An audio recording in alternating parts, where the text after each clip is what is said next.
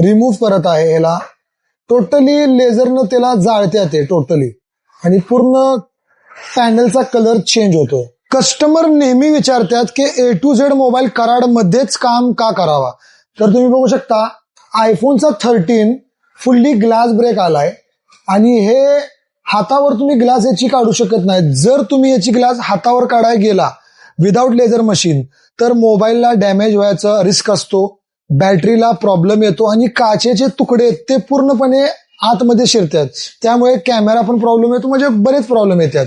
मी तुम्हाला लेझरवाल्याला सेपरेट करून दाखवतोय. व्हिडिओला तुम्ही पहा. मी आता लेझर चालू करतोय. तुम्ही बघू शकता लेझर किती जबरदस्त रिमूव्ह करत आहे ह्याला.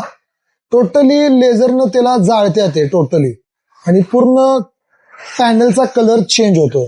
असला काम ज्यावेळी आपण करतो मशीनचा उपयोग करून तर तुमच्या मोबाईलच्या लाईफला काही प्रॉब्लेम येत नाही, मोबाईलमध्ये काही पण प्रॉब्लेम येत नाही. आणि जर तुम्ही हातानं हे जर काम जर तुम्ही केला तर याला मोबाईलला फिजिकल डॅमेज होण्याचा रिस्क असतो आणि मोबाईलची लाईफ पण कमी होते. तर नेहमी तुम्ही चांगला टेक्निशियन चूज करा आणि चांगल्या टेक्निशियनकडेच काम करा.